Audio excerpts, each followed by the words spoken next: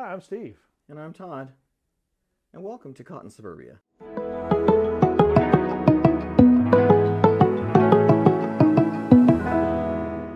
Wow. Dude. Did you just get elected to the board of directors for an HOA, Todd? I did. And it is crazy. You see all this stuff I've got? They just piled all this on me, and I don't know what I'm supposed to do with any of this. Well, first of all, let's simplify things. That'd be great. So I think to start with, let's talk about the different types of meetings that an HOA has. Well, that'd be helpful. All right, so let's start small. Okay. So typically, once a month or every quarter, most boards meet every quarter. Some meet monthly, depending on the needs of the community. Yep. They have what's called a board of directors meeting. They do. And that's when the board comes together, and they always announce it, and then there's members of the community can show up and observe the board conducting their business, because they've elected them to do that business. Kind of like a city council Right. or county council meeting? So most of the people in the audience remain quiet and observe the board doing their business to make sure they're doing what they elected them to do. And then sometimes there's a Q&A session, which members of the audience can then come up and ask questions and interact with the board, and that's usually a designated time. So you just don't have chaos in there. So the audience isn't running the meeting, because it's not an audience meeting. Thank goodness you brought that out, because I think it's really important. Even though I came in and was kind of being a little goofy, there's a lot to know. And attending board meetings and electing a board is super important. But that's a totally different meeting. So as opposed to a board meeting, there's other types of meetings. And I don't know if we want to go into all those types of meetings today, or do we want to come around and do a separate section?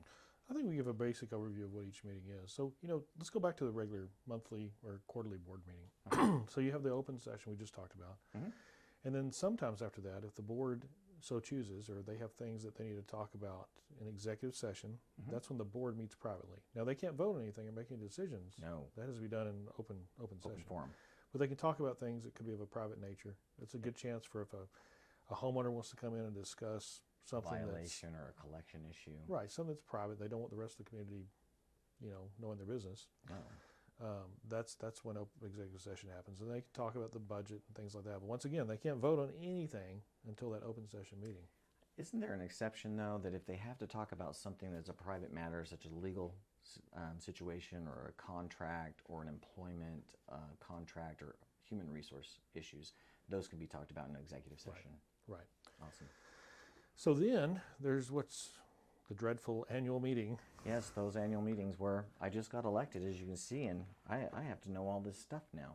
So an annual meeting, the whole community that wants to attend shows up for a meeting of the entire association. And during that meeting, the president conducts the meeting. However, people from the audience can make motions, they can second motions, they can vote on changes that affect the whole community. In fact, it's encouraged.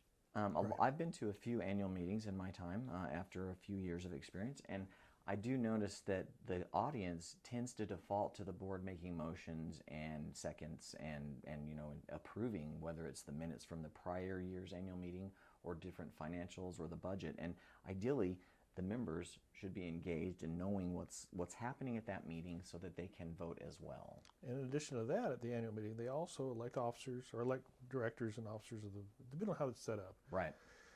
For the board for the next year. So. And you brought up something that's really interesting, directors and officers.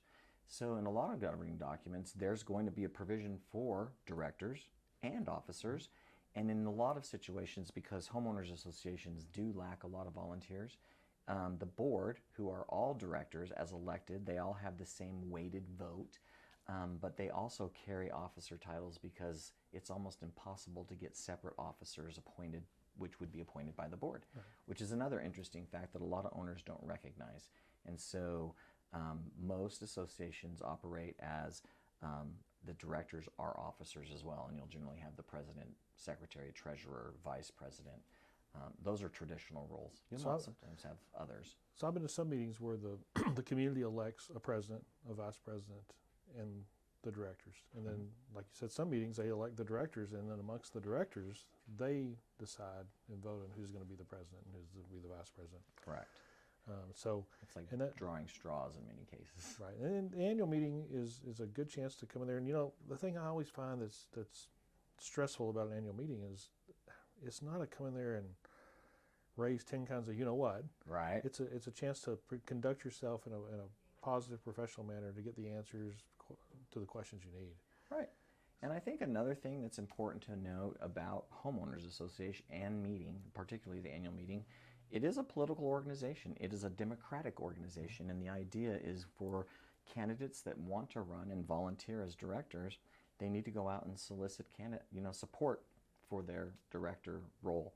And there's nothing wrong with that. In fact, it's encouraged. So we want members, and lots of members, to be interested in joining the HOA board, because they actually do control and work with the members and represent their constituents. So is there one other type of meeting we didn't talk about? Well, there's probably a lot. So we talked a little bit about a board meeting and annual meeting. I think next time we should probably talk about executive meetings, or not executive meetings, but special meetings and town halls and other types of meetings that can happen at an HOA. So we want you to, like I say, watch our next one, because that's probably what it'll be about. Mm-hmm. This is kind of part one, then we'll have part two. But what's those important things we always tell people, Todd?